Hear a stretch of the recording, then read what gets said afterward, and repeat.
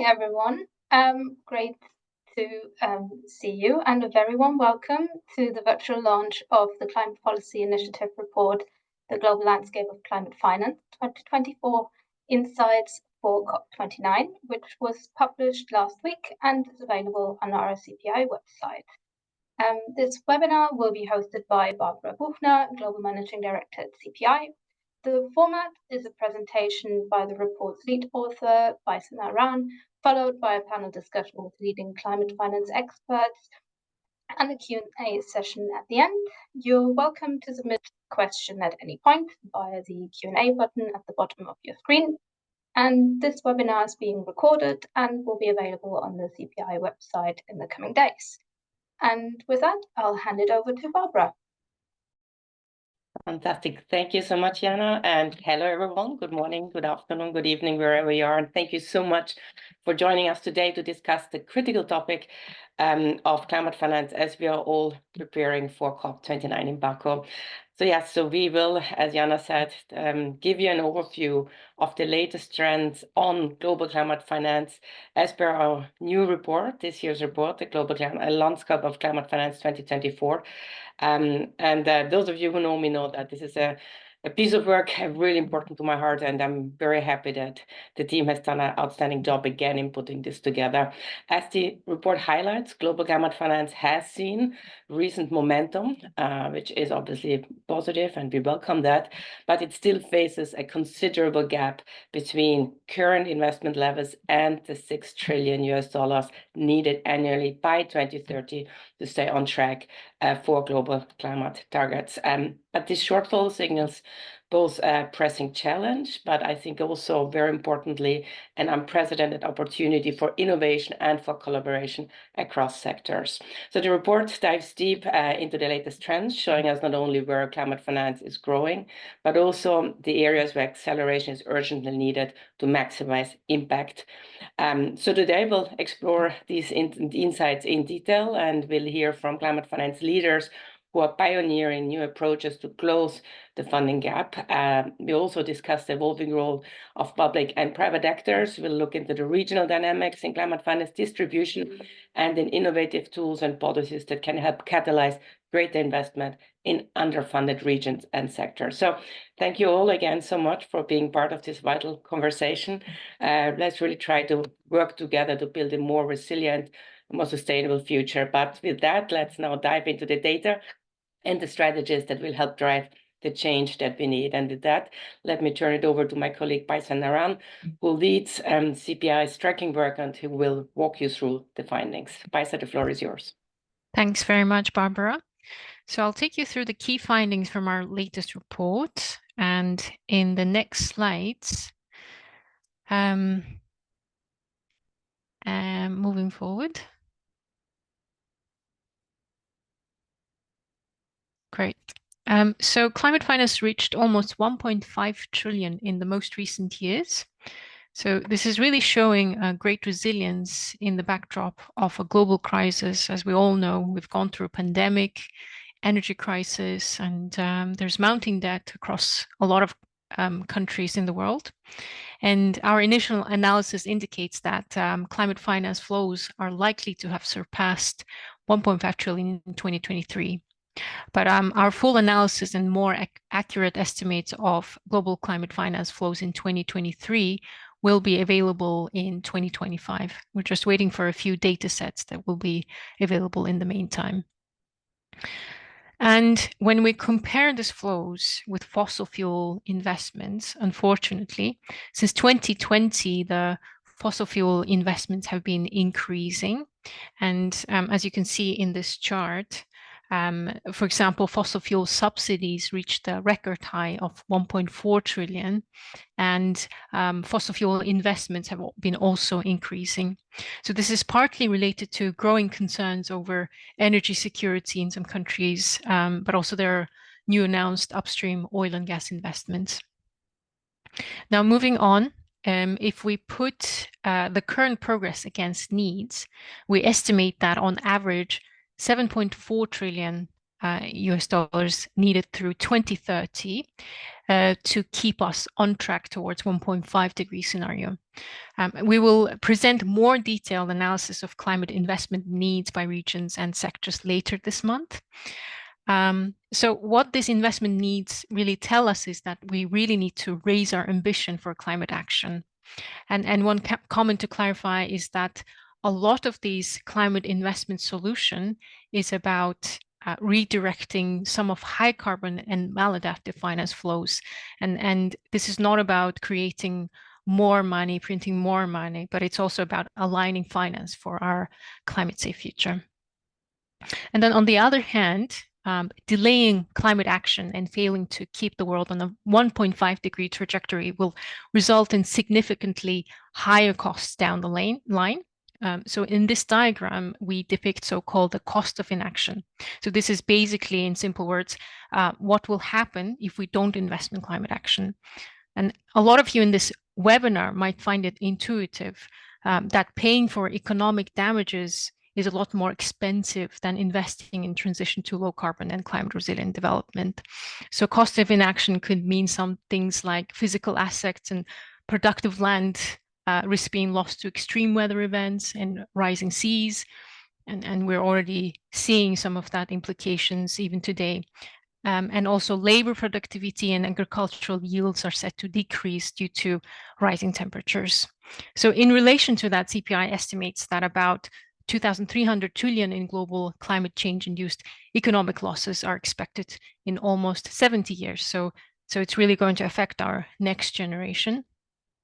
But if we invest now, half of that climate change-induced economic losses can be avoided. So this means that every degree of warming avoided is important. It really saves lives. Economies and biodiversity will be saved. And just to summarize that, also investing now is much cheaper than the costs incurred in the future. So let me now provide you an overview of the Sankey diagram for this year. So this diagram provides a snapshot of climate finance flows through the life cycle. And we show the biennial average of 2021 and 2022. And maybe with this, I can just quickly clarify what we don't track and what we track in climate finance. So we really focus on new annual primary finance flows into climate mitigation and adaptation interventions. What this means is that we really focus on real economy change and on-the-ground climate investment at project level. So it would include things like building renewable power plants or projects dedicated to building adaptive capacity of a local community. And the implications is that we wouldn't track things like buying stocks in a company that's got high ESG scores. So this is not what we track there. So yeah, and I think on our website we have also a very interesting interactive diagram that can really show you through this Sankey diagram. You can click on different elements of the Sankey diagram to get more details. And now I'd like to focus more on the mitigation and adaptation split in the next slides. So first, mitigation finance. The total mitigation finance, as we've seen in the previous slide, exceeded 1.1 trillion in biannual average in 21 and 22. But as with the last year, investment in climate mitigation remains really slow outside very few sectors like energy, transport, buildings, and infrastructure. And then when it comes to energy investment, it's very much concentrated in a few regions, and the investment levels now need to be scaled in particularly emerging markets and developing economies. We'll get to that. But for example, industry accounts for almost 30% of global CO2 emissions, but flows to transition this sector to low carbon technologies only represented about 1.4% of total mitigation finance from 2018 to 2022. So adaptation finance more than doubled between 2018 and 2022. And the increase in adaptation finance, just to remind you, is that it's coming from a low base. And the adaptation needs remain many times greater than the current flows. And estimated needs for emerging markets and developed economies alone are over 200 billion. And as you can imagine, costing adaptation finance needs is very difficult. It depends on a lot of different factors. It depends on how much mitigation action we take between now and the future. And also it's depends on a lot of uncertain future climate impacts. Now we can move on to insights by economic grouping. So what's different in this year's global landscape of climate finance is that we outline key climate finance trends from 2018 to 2022 among two distinct groups of economies. So that is emerging markets and developed economies, and then advanced economies. And we follow the classification by the IMF World Economic Outlook. So on this slide, as we can see, we're really trying to focus and give a bit more flavor in terms of what the growth rates are across different economies. So from on the left-hand side, we can see the starting point on how much climate finance flows were between sort of in the starting point in 2018 and how the climate finance flows sort of evolved between 18 and 2022. And as we can see, there's impressive increase in China, also from a relatively high base. But for example, emerging markets and developing economies, if we exclude LDCs in China, and that group represents almost 55% of global population, is the slowest in the investment growth when it comes to climate mitigation adaptation. Moving on to emerging markets and developing economies. So this is a highly diverse group of countries. So these include larger economies such as China, India, or Brazil that contribute significantly to global GDP growth. And it also includes this group smaller and poorer, least developed countries. So overall, the climate finance to EMDs increased from 327 billion to 862 billion. So the compound annual growth rate in this group is about 27%. So what's perhaps more common among these countries is that they face challenge of driving economic development while decoupling growth from emissions, all with considerably fewer financial resources.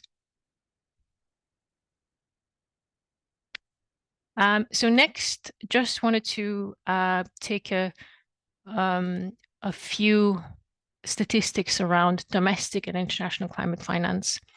The reason why we look into the domestic and international finance is that independent high-level expert group on climate finance reports suggest that around half of climate finance required by emerging markets could be sourced locally. And there's a lot of benefit in domestic finance because it's provided in local currency. And then the other issue is that servicing debt in foreign currencies can be very challenging due to high exposure to exchange rate fluctuations. So the indicator around domestic climate finance really helps us understand also the progress across different countries. But the good news is that many emerging markets and developed economies made significant strides and progress in mobilizing domestic climate finance.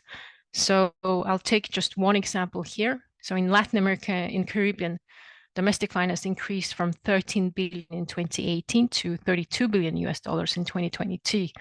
So that accounts almost 50% of climate finance in the region. And here, most notably, Brazil led this region with domestic finance almost tripling between 2018 and 2022.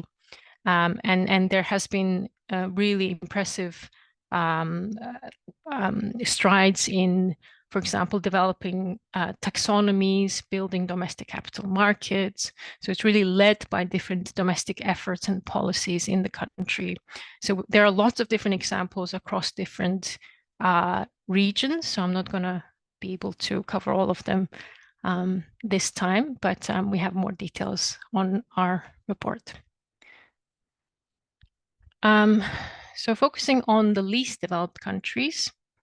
So total climate finance in least developed countries reached 39 billion in 2022. So this diagram on the slide shows international public finance. So we can really see that the least developed countries, majority of tracked climate finance is really focused on international public climate finance. We see that international public finance is sort of changing their channel of financial instruments, and most notably, the grants increased from 42% to 49%, almost 50% of total international public finance between 2018 and 2022. So this is a particularly sort of important topic because there's a, the protracted debt crisis in many LDCs, providing sort of headspace for these countries to tackle with both increased climate events, but also invest in climate mitigation solutions is really important. I've just one more slide in advanced economies, and we can move to the key recommendations. So climate finance in advanced economies, so these include regions like Western Europe, US and Canada, East Asia and Pacific. So here, majority of the climate investment is driven by surge in buildings and infrastructure and transport sectors. They've been also providing sustained investment in the energy systems. And we see a lot more private sector investment, for example, in the energy sector. So this is really indicating maturity of that sector. So almost 82% of funding is private sector investment there. And some studies suggest that even cost of capital for clean energy is becoming cheaper than for example, fossil fuel power. All right, so just to conclude with a set of recommendations. In this year's Global Landscape of Climate Finance, we highlight 4 key priorities before COP29.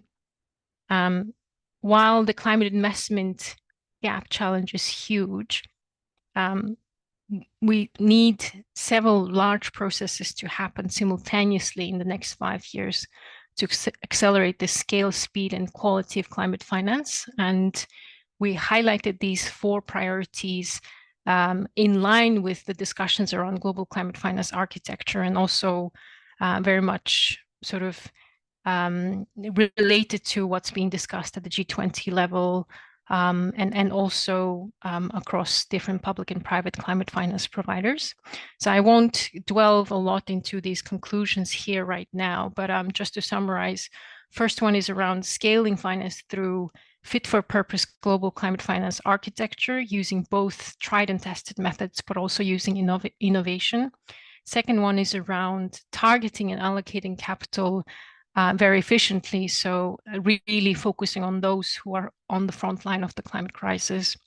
Third one is around building domestic policies and building on country platforms, country action plans. And then the fourth one is around cross-cutting and multi-stakeholder actions. And here we need to reduce fragmentation around climate finance landscapes and really increase coordination and accountability across all finance providers. So with that, I'll hand over to Barbara. Thank you very much.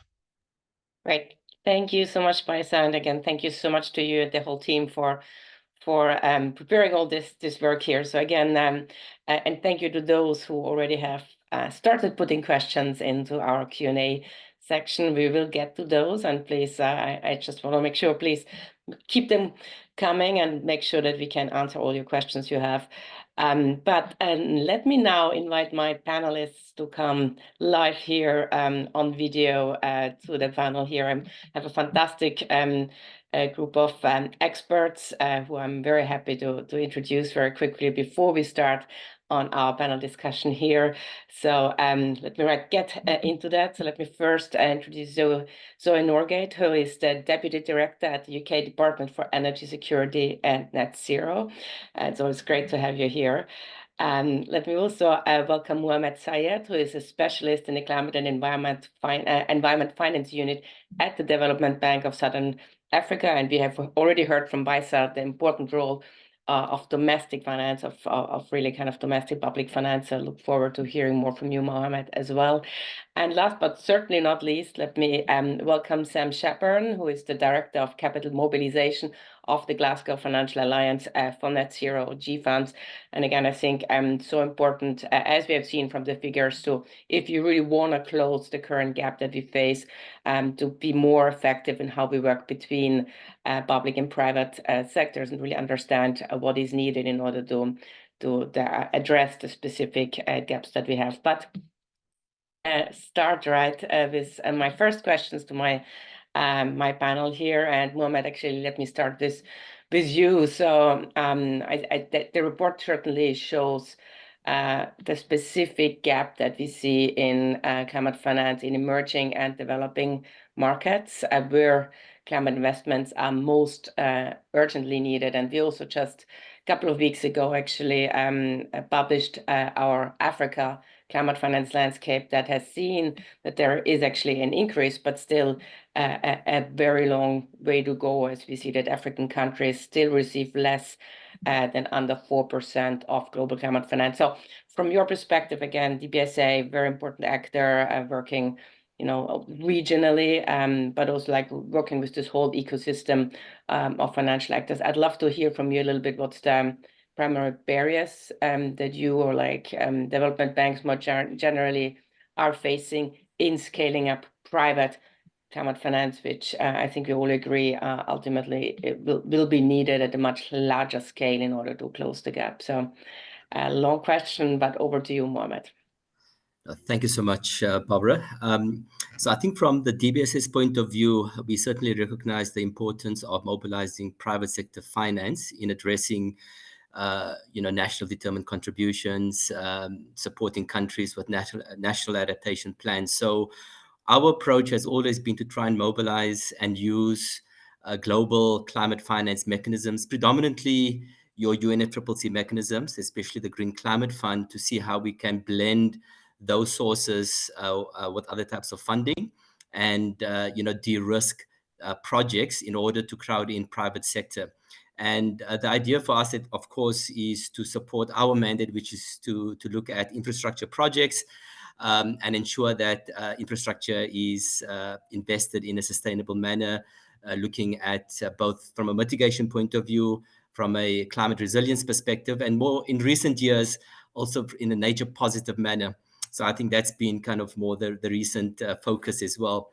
And part of what we've been trying to do in order to crowd in private sector is to look at, firstly, what are the key challenges that private sector faces in terms of supporting the climate change agenda and of course, the transition towards a green economy. And we've often, in our context, we often see regulatory barriers, policy issues. Of course, the enabling environment may not be, conducive, especially in the emerging markets, to support, clean technologies. And in some cases, of course, there is a lack of political will or uncertainty around, certain sectors, especially when it comes to the transition. However, we do believe that public development banks can play a key role in overcoming some of these challenges by looking at, firstly, and I think the report highlighted the importance of project preparation support to ensure these projects are taken to bankability, but also identifying innovative financing mechanisms in order to unlock finance in the climate space. So as I mentioned before, we've tried to mobilize funding from the UNFCCC mechanisms, and we have been very successful, I guess, in terms of designing specific programs across key sectors. Initially, we started off focusing on renewable energy, which is kind of the low-hanging fruit in terms of mitigation. More recently, we've designed a program around, water security and looking at water reuse from an adaptation perspective.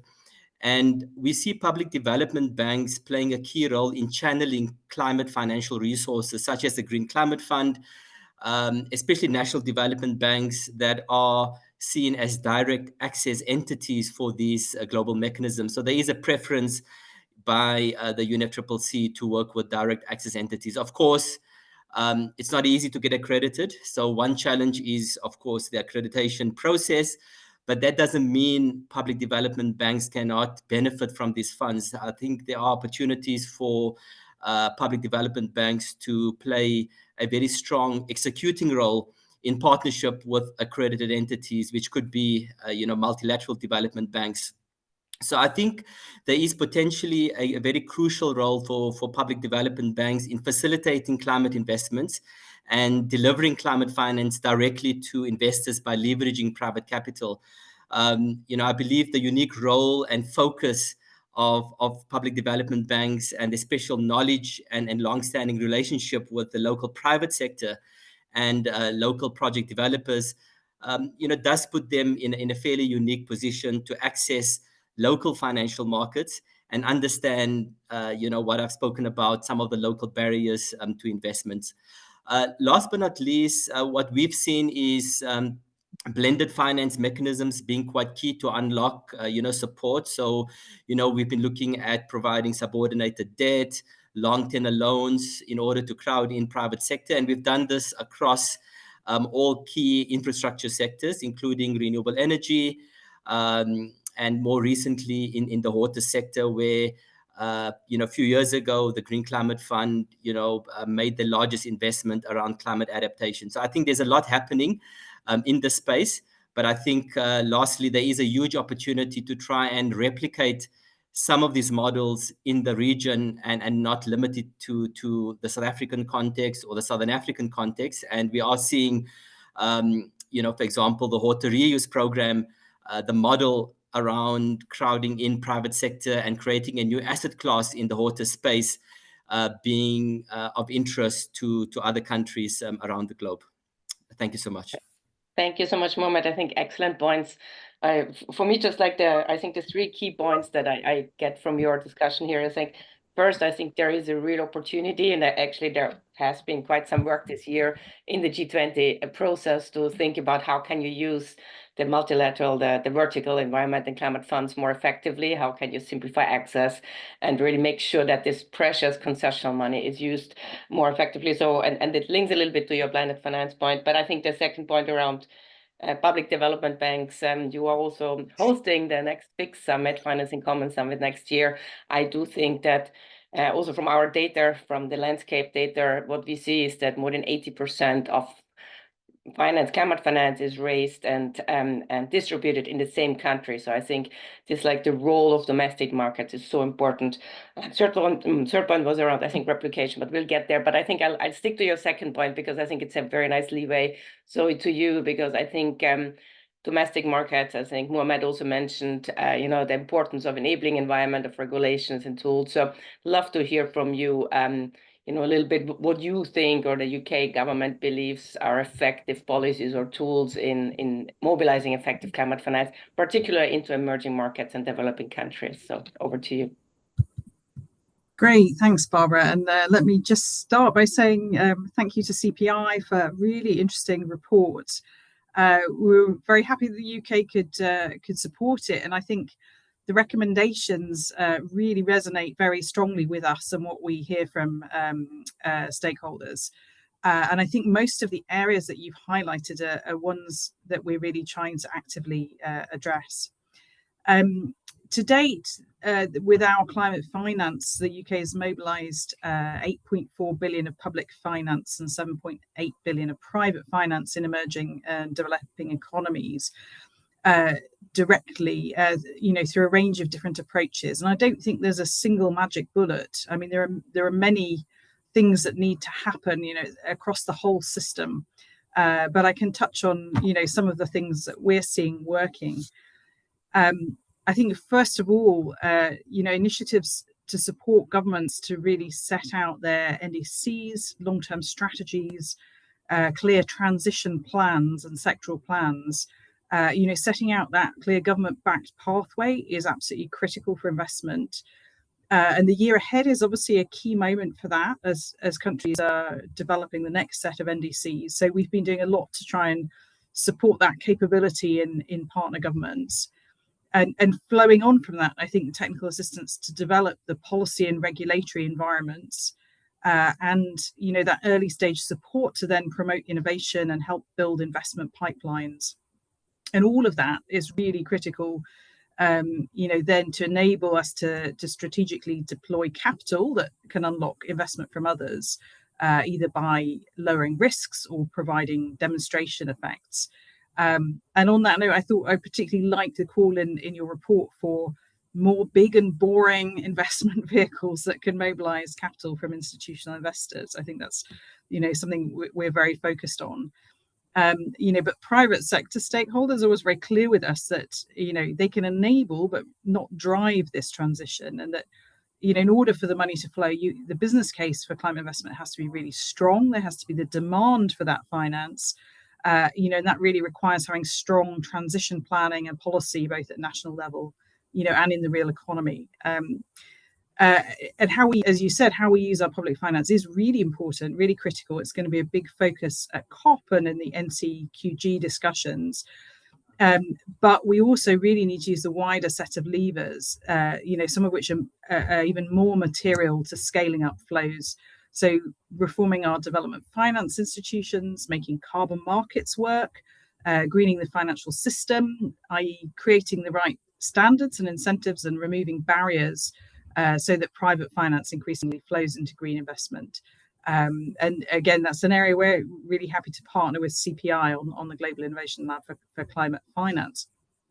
Some of the types of things I think where we've seen that have worked best have been public-private partnerships, where either through technical forums, we can work across sectors to co-design, new ways of doing things. So the Global Innovation Lab, the UK's Climate Finance Accelerator, and also, using public finance to de-risk private investment. So the British International Investment, for example, just has a big new concessional capital facility that will be actively de-risking hopefully hundreds of millions of private sector investments. We think, coming back to your point, I think about mobilizing domestic resources, absolutely critical, something we've been really focused on. So strengthening financial markets, building awareness of opportunities for investment in emerging developing economies. For example, our financial sector deepening program in Africa, FSD Africa, I think has really made some pretty big strides in strengthening financial markets across sub-Saharan Africa, including on areas like risk and resilience. And with the Climate Finance Accelerator, which helps build investment pipeline, we've showcased, I think, around 230 low carbon projects to investors, and a lot of that investment that then has followed has come from domestic sources. So we're very focused on that. Also, I think focusing on the use of knowledge and learning. We have something called the Task Force to Access to Finance, which is trying to look at an experiment with making it easier to access finance, and then sharing the learning from those pilot countries more widely. We're just done a big report on what are the ways to mobilize private finance for adaptation, which is going to shape our funding and hopefully those of others. Last but not least, I would just say, something that I guess the UK is known for is sort of being a green finance hub in the private sector. And we're also very focused on using the sort of policy levers that we have when we're setting our policy in the UK to green the financial system. How is that impacting globally? And how, through both encouraging financial disclosure related to climate by big firms and investors, by mandating transition plans, for companies and financial firms, really supporting carbon pricing and the use of high integrity markets, and transition financing, making sure we have a way to finance the transition of heavier emitting sectors, not just things that are already green. So we're working across kind of all of those approaches, to helping at a macro level the money flow to the right places. Great. Thank you so much, Joy. I think very, very helpful points. And I think just the ones that I'd like to call out, I think that your focus on building the capacity, the capability in country, through technical assistance, but also really through better knowledge sharing and, really making sure that we have so many case studies and great pilots here and there, but how can we be more effective in replicating them and in sharing them, the learnings, I think extremely important, and certainly your support also in our lab and like helping to kind of foster and to use kind of public finance most effectively to kind of really address some of the ways of unlocking private capital, I think is so important, particularly on the earlier stage. But private capital brings me, obviously, Sam, to you now. And again, I think we all know that ultimately, we do need kind of private capital at scale to address the challenge that we face. We see also in our data that there's lots of private climate finance happening, particularly in developed countries. But I'd love to hear from you a little bit what could be done more. And again, GFAN is obviously an extremely important player here to just bringing those financial flows also to emerging markets and developing countries. So over to you. Yeah, thank you, Barbara. I think it's finance from all sources, public and private, domestic and international, that needs to scale for climate and development in EMDEs. I think one of the things that I really appreciated about the landscape report this year was recognizing the heterogeneity of different EMDEs. So you break out China from wider EMDEs, from the LDCs, from the SIDS. And I think that's really important. But what you see across them is all of the forms of finance. They're 70% of the world's population. All of those country groups I just mentioned, they're 17% of the world's climate finance flows.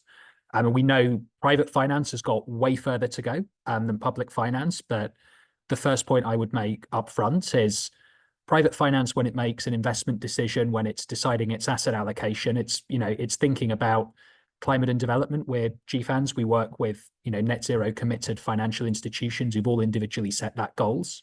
But first and foremost, they're thinking about the fiduciary obligations they have to their investors and the supervisory obligations that are set for them by their regulators.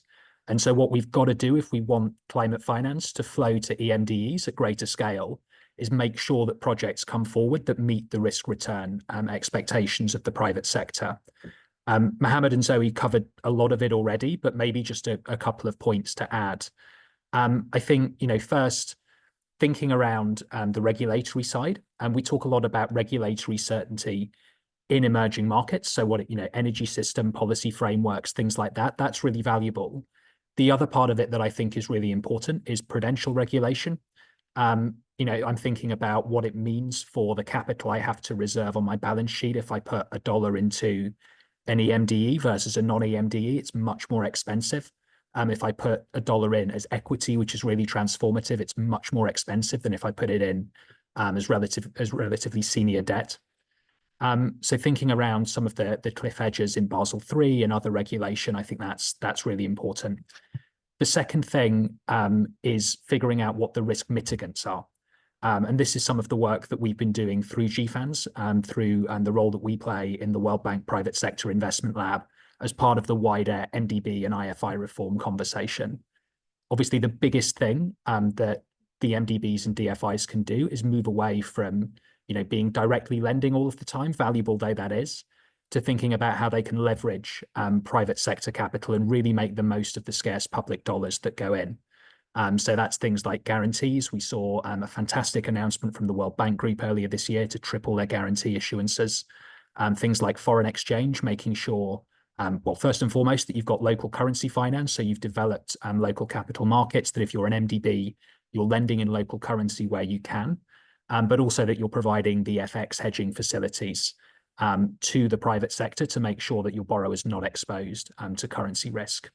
And then really making sure that they're putting in the most catalytic forms of capital. And I mentioned equity, which we think is really important. And A shout out to you and Baysa and the CPI team for the work that you've started doing with us at GFANZ on really building the case for climate finance from the official sector and others to be more as equity finance in the future.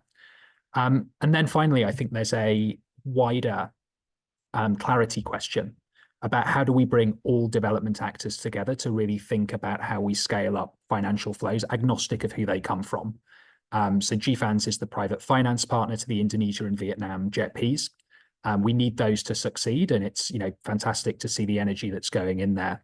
I think replicating those models for other markets, we see great work coming forward from the World Bank to do that in an African context with Mission 300. So doing it for energy access in East Africa. And then finally, I think capacity building for financial institutions.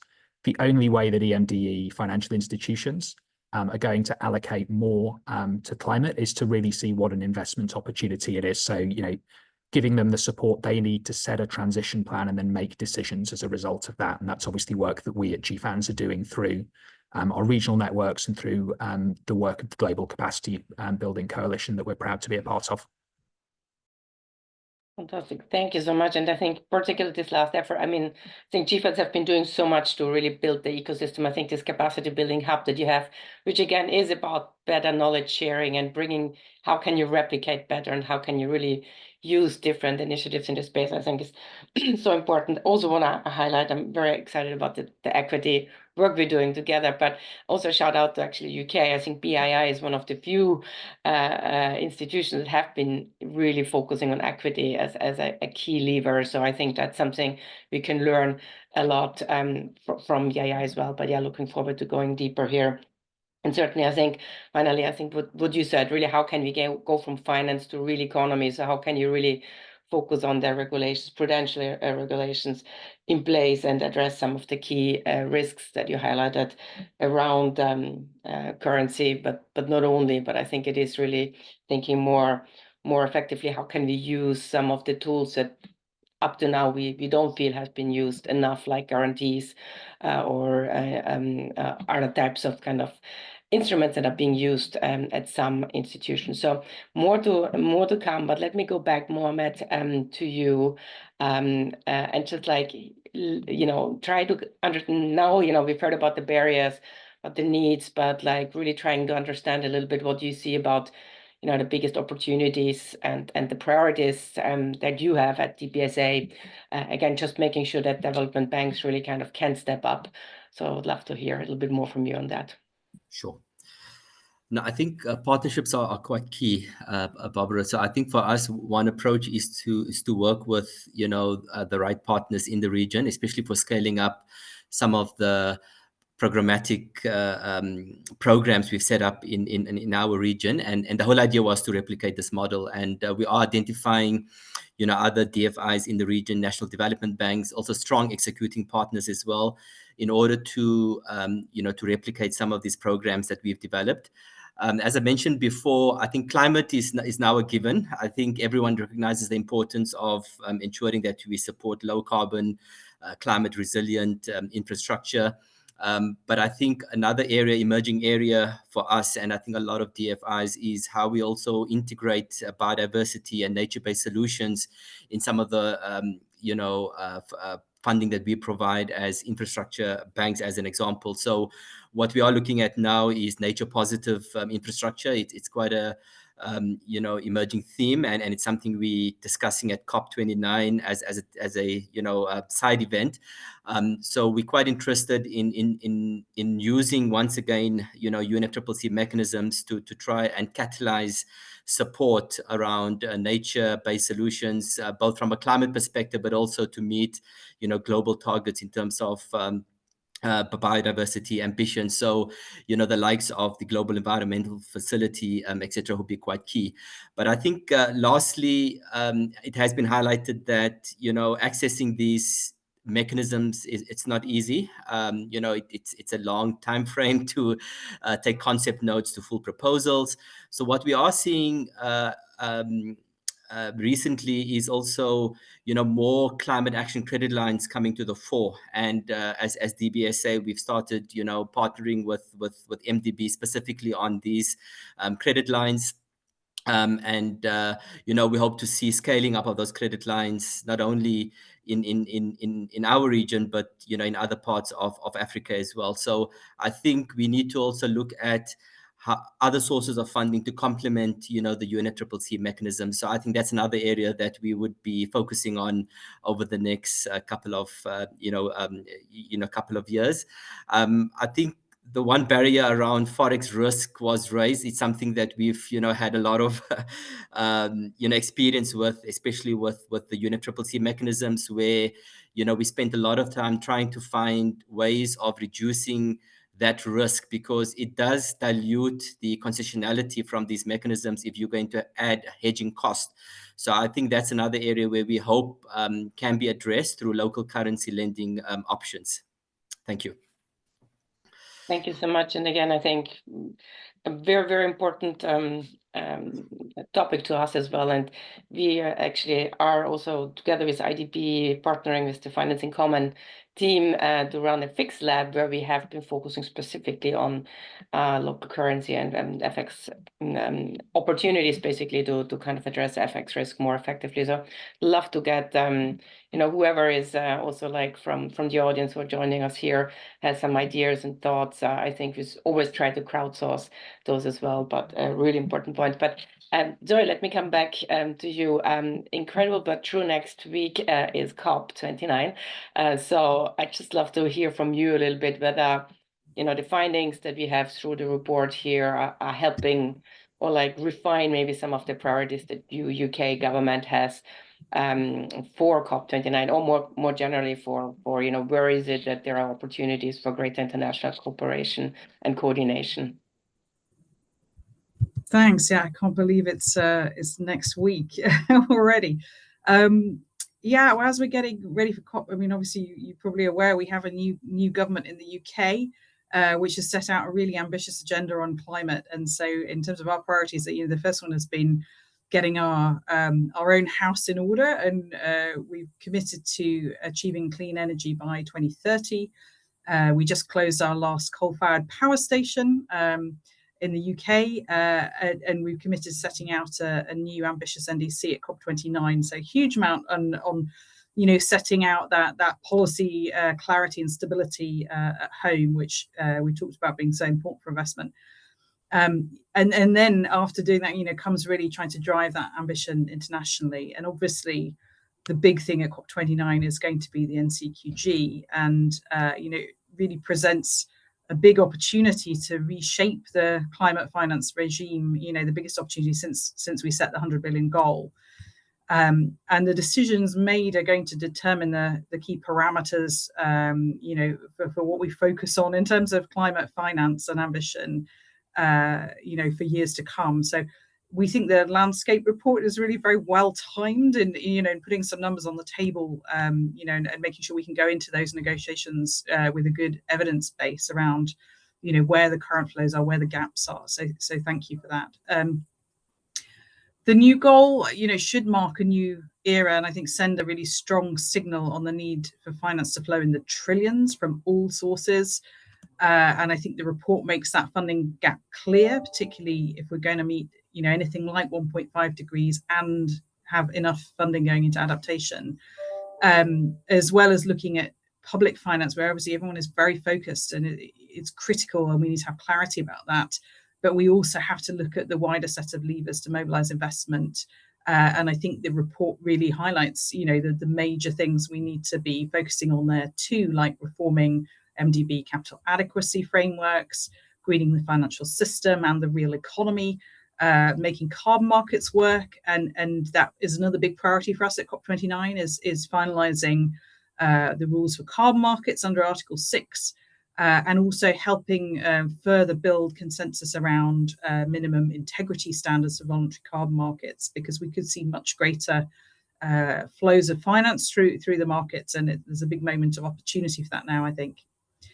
Obviously, as well, big focus is NDCs, which the report talks about too, and that would be really critical to mobilize finance. So we're working with the other members of the NDC partnership to make sure that the support is there for those countries, who are updating their NDCs to make them well evidenced to make them ambitious and implementable. I think that's a good example of where we have coordinated and come together across 200 countries and institutions to try and align our support, to have a mechanism to hear from countries what they need help with and to try and match that then with the support we can provide. So we've seen a lot in terms of global coordination, a huge surge in initiatives and in recent years to help coordinate and drive climate action, which is a good thing because it shows how seriously climate change is being taken. But I think it's now imperative that we keep focused on delivering all of the targets and goals we've set, and avoid proliferating too many more new initiatives and additional frameworks. We are in the UK. We have really a big push this year and over the coming years behind the clean power agenda. So looking to work, as part of an alliance with others to really speed up deployment of clean energy over the next decade, as well as to help try and coordinate and consolidate and strengthen the climate funds and other means we have of coming together behind this agenda. Thank you so much, and again, thanks for all the leadership. I think, as you said, it needs to be domestic and international. I think you can for both of that. New goal, there were also questions. I know that we have questions. We're trying to get to all of them, but there was questions around the new goal. I think you're fully right. It needs to be at a different level. It needs to really highlight, be more nuanced, and really kind of address the needs. And again, the work we do is to really highlight what are some of the specific concrete kind of the data points that we can at least offer to hopefully shape those needs. But I think the one other point that I really like about what you said is it's fantastic we have this evolving set of initiatives, pledges here and there, but ultimately it's about execution as well. So how can you make sure that there is accountability and that there is integrity of delivering? But let me come back, Sam, to you. Again, obviously, we all know and we all hear in all this interventions from everyone here that the importance of collaboration between public and private entities and including development banks. But I'd love just to hear from your end, from your perspective, what you see as some of the biggest opportunity, maybe some concrete opportunities. You mentioned guarantees already, but if there's anything that you feel that could really help move the needle going up, into COP29 and then preparing for next year. Yeah, no, thank you, Barbara. I think for me, one of the biggest things here is thinking about additionality and who is best placed to play which role in the system. I think we've come a long way in the last 5 or 10 years on the technology maturity of a lot of renewables technologies, in even country maturity and how investable they are for the private sector. That now obviously has to be reflected in how public sector financial institutions take decisions. So it shouldn't necessarily be the case that vanilla renewables in a middle income country is the core wheelhouse of the private sector arm of a multilateral development bank, for instance. If the private sector is able to do it alone, it might be that rather than the DFI giving a loan, they're able to give a guarantee, or if they're raising a fund, put in a small equity tranche, something like that. So really thinking about where everyone is best placed to play their role in the system. And I think that is sort of linked to me in the COP29 new collective quantified goal discussions, this logic that I think has taken hold in the last few weeks about an inner and an outer goal, really thinking about where the scarce public concessional dollars at the inner core of that goal that parties under the UNFCCC and the donor countries can put forward. Obviously, adaptation, resilience, loss and damage, much more kind of core priorities for that. The mitigation finance in the middle income countries may be a place that private finance can play a bigger role. Private finance isn't a party to the UNFCCC, but what that decision can do is, signal a lot of the reforms that we need to see to the international financial architecture to make that investment possible. I mentioned a lot of instruments earlier on. I won't repeat them, just 2 others that I think are really important to highlight here. Co-investment syndications alongside MDBs where private capital can come in. A couple of weeks ago at the World Bank annuals, we saw the latest GEMS data release. What you see there is MDBs really outperform in terms of their loss given default, their probabilities of default. That's great. If you're a private sector investor, come in alongside an MDB, but kind of build the exposure to EMDEs and then do more on your own. Secondly, the securitization type models. We saw IDB come forward with a synthetic securitization a couple of weeks ago. We're hopefully going to see IFC do the same with a true sale securitization in the next few months. So I think scaling those models, and I cannot emphasize it enough, that line from your report, big and boring, that's what we need those models to become, make them become normal. Fantastic, thank you. Yes, big and boring, I have to say. Yes, also one of my favorites of the report. I think that's what we hear. So I think really good points, Sam, to add to this. I think securitization. I think there is some good examples that we have. We obviously are getting to the end of our discussion. If I can just maybe ask you one of the questions that we got from a very active and very informed audience here, which is about cost of capital. I think we see that in our work very strongly, that particularly in emerging economies and developing markets, and that we have very high cost of capital, which are implying why we don't have that much particular private finance flowing there. Is there anything, and we have a specific question again from one of our friends from India, just asking whether there is any thoughts on what's the best approach for reducing cost of funding for climate finance, particularly in emerging economies. I'm not sure whether anyone wants to take this question. Barbara, if I could maybe just add, it's certainly a problem, especially for institutions like ourselves, the DBSA, where we are owned by the South African government, and our rating is linked to the sovereign. So obviously that impacts our cost of capital. So we cannot compete, for example, with multilateral development banks. So I do believe that national development banks such as ours, or regional development banks owned by a national government, often face these hurdles, and I believe that's why they're probably more reliant on the likes of the UNFCCC mechanisms for highly concessional funding in order to blend GCF sources with their own funding. Yes, cost of capital shouldn't be the only reason why you want to be accredited with these entities. It's obviously to achieve certain climate objectives, but the reality on the ground is, the public development banks and the national development banks simply cannot compete with the multilateral development banks from a cost point of view. So there is a need to try and use blended finance mechanisms where possible. So at least that's something we are trying to do. Whether or not that's the only, it's probably not the only option available, but it's certainly something that we believe can help us unlock investments, when it comes to, renewable energy, or especially sectors where it's even more risky, such as, a low carbon transport. So we'll wait and see how things transpires. Thank you. Great. Thank you so much, Mohamed. Any additional reflections, Zoe or Sam? Yeah, maybe just to add, I think from my first answer, that point on making sure that the cost of capital will reflect the actual risk. It will also reflect the perceived risk, right? And there is a lot that we can do in integrating the GEMS data into CRA methodologies and into regulation as well. I think that's the way that we make sure that risk perception and actual risk actually correlate to one another. And the second thing, obviously, is the more you can grow local currency financing, you take an FX hedge cost out of the cost of capital.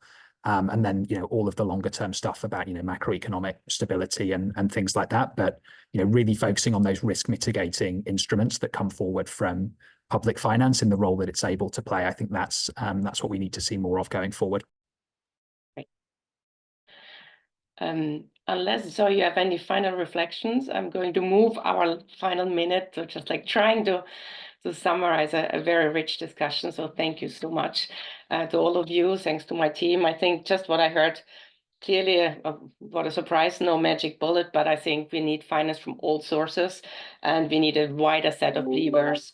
I think we certainly need to be more nuanced in de-risking and using concessional capital more effectively, climate finance, but really the whole suite of instruments to address FX risk, use guarantees, use equity, credit lines, policy loans. We need to be big and boring. We need to make sure that we understand all types of revenue sources, including carbon markets, which I think Zoe was a really important part. But ultimately, we also need to really focus on building capacity. Technical assistance is so important here. And we need to be sure that we are better in sharing knowledge and lessons. And all of that needs to go hand in hand to having better data and disclosure, from GEMS data to hopefully our data that hopefully will influence some of the decisions going forward. But yeah, I think just to summarize, all hands on deck. Let's think and try to scale and replicate what works, and do all that with a very clear focus on integrity, on both the quantity of finance, but also the quality of finance. And all that, I think, will require partnerships and collaboration. So thank you all for joining us today. Thank you for being with us. We really appreciate your time. And Jana, I think I'm just handing back to you from my team. Yeah, thank you so much, Barbara. Thank you so much, everyone. Very insightful discussion. I can just say we will be sharing the recording and the slides that you saw earlier on our website in the coming days. And thank you, everyone, so much for joining, and have a good rest of your day wherever you are. Thank you. Thanks so much.